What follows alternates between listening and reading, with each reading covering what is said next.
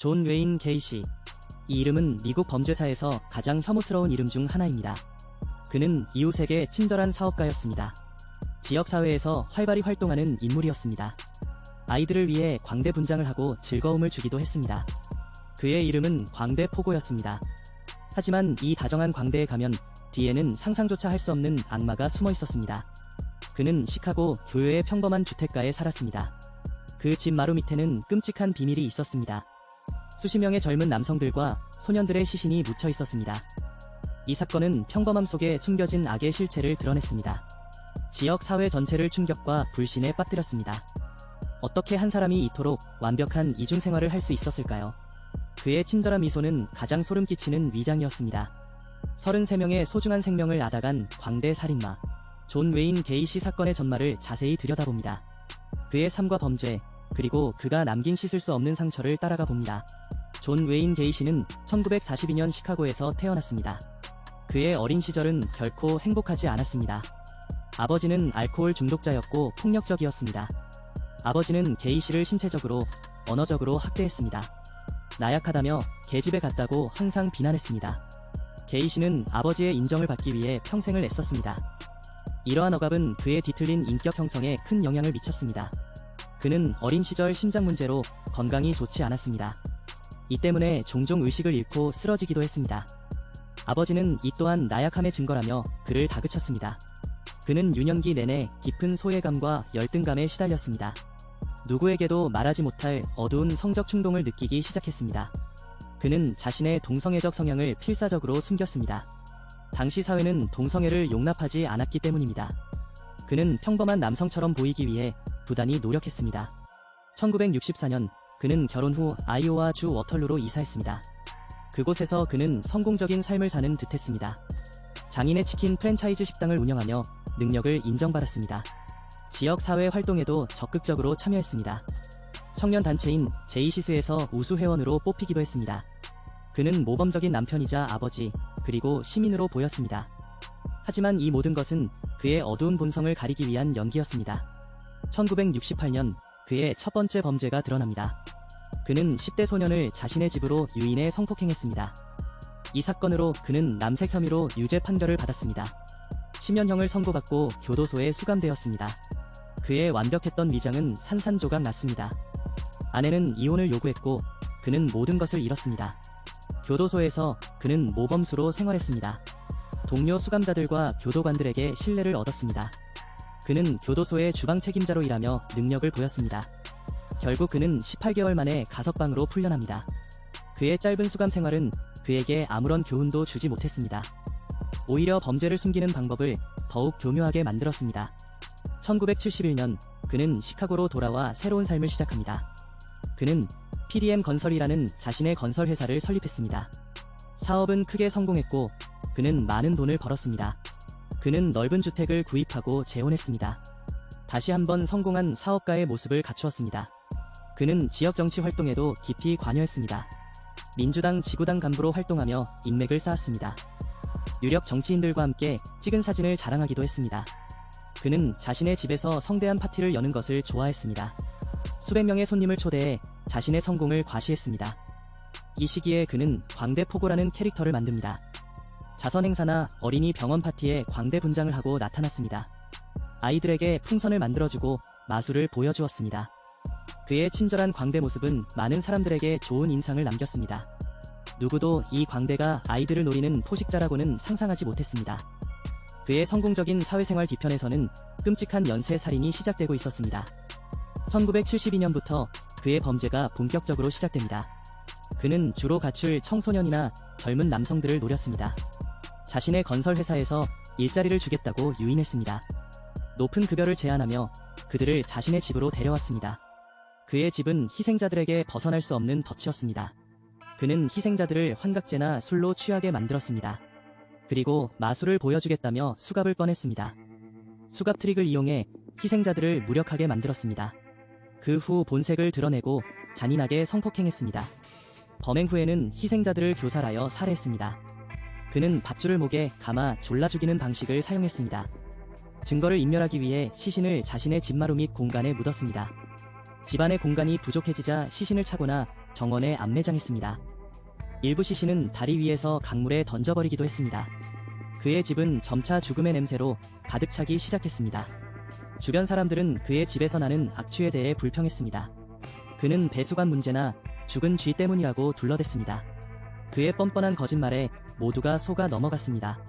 그의 살인 행각은 6년 동안 계속되었습니다. 경찰은 수많은 실종 사건들 사이의 연관성을 찾지 못했습니다. 희생자 대부분이 사회적 관계가 적은 가출 청소년이었기 때문입니다. 그가 사회적으로 존경받는 인물이라는 점도 수사를 어렵게 했습니다. 그의 이중생활은 철저했고 의심의 눈초리를 교묘히 피했습니다. 하지만 그의 끝없는 범죄 행각은 마지막 희생자로 인해 막을 내립니다.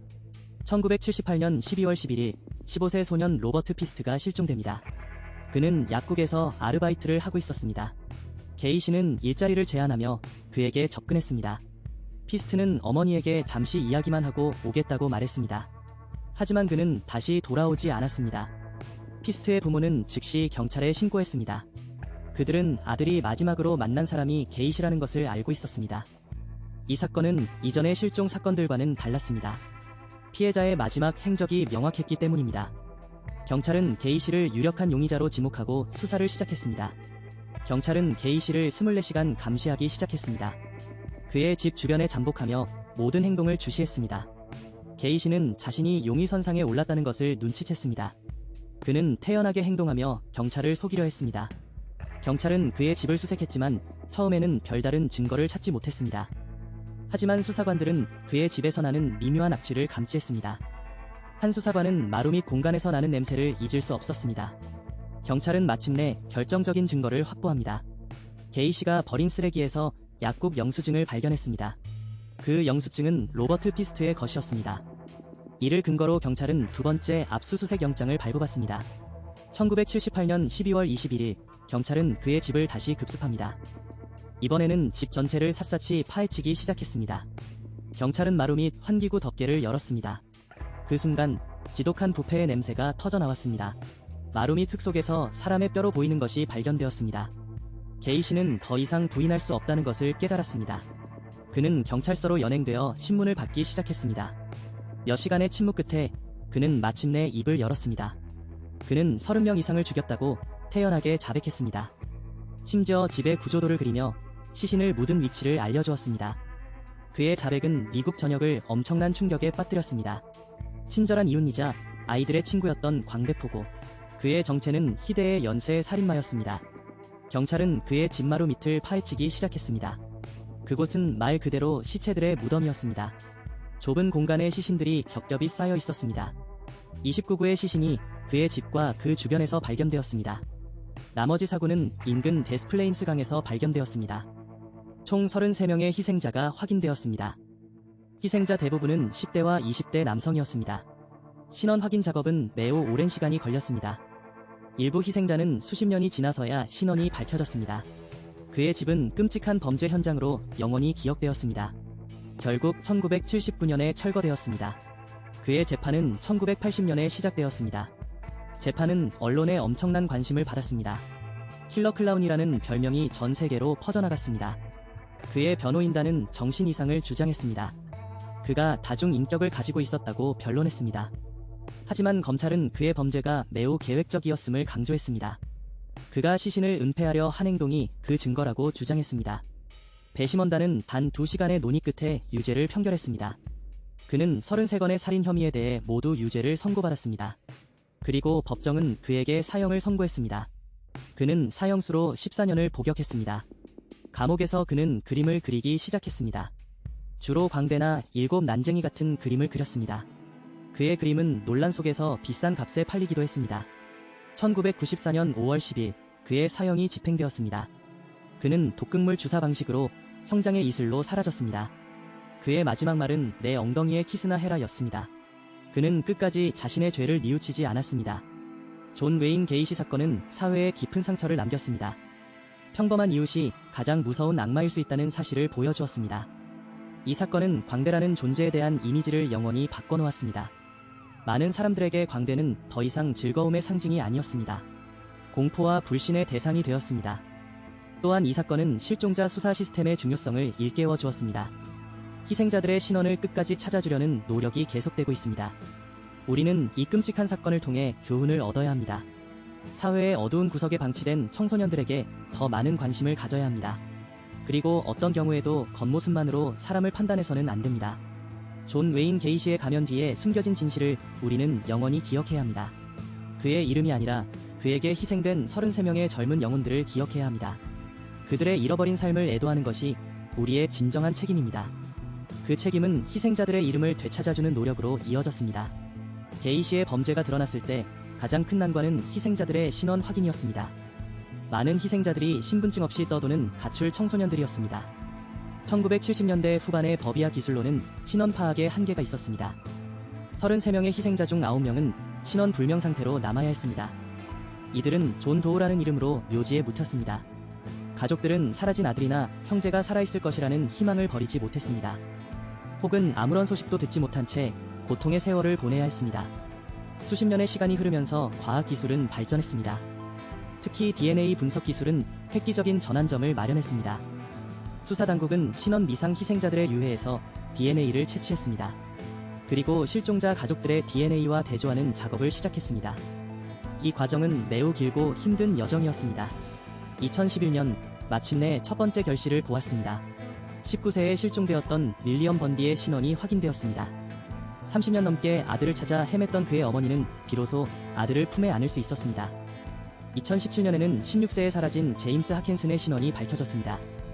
이처럼 과학의 발전은 차가운 미제 사건에 온기를 불어넣었습니다. 잊혔던 희생자들에게 그들의 이름을 돌려주었습니다. 남은 가족들에게는 고통스럽지만 필요한 마침표를 찍어주었습니다. 이 노력은 지금도 계속되고 있습니다. 아직 이름 없이 잠들어 있는 마지막 희생자를 찾기 위함입니다. 게이시의 심리는 다른 연쇄 살인마들과는 다른 특징을 보입니다. 그는 희생자들을 사냥하러 다니지 않았습니다. 대신 거미처럼 자신의 집에 거미줄을 치고 먹이를 기다렸습니다. 그의 집은 그의 왕국이자 사냥터였습니다. 그곳에서 그는 완벽한 통제력을 행사할 수 있었습니다. 그의 범죄는 성적인 만족뿐만 아니라 권력욕과도 깊이 연관됩니다. 그는 희생자들의 생사여탈권을 쥐고 있다는 사실에서 희열을 느꼈습니다. 시신을 자신의 집 밑에 묻은 행위 또한 이러한 통제력의 연장선입니다. 그는 자신의 비밀스러운 트로피들을 가장 가까운 곳에 두고자 했습니다. 누구에게도 들키지 않을 것이라는 극단적인 나르시시즘을 보여줍니다. 그는 사회적 성공과 자선 활동을 통해 존경받는 인물이라는 가면을 만들었습니다. 이 가면은 그의 범죄를 가려주는 완벽한 보호막이었습니다. 그는 자신의 두 얼굴을 철저히 분리하며 살았습니다.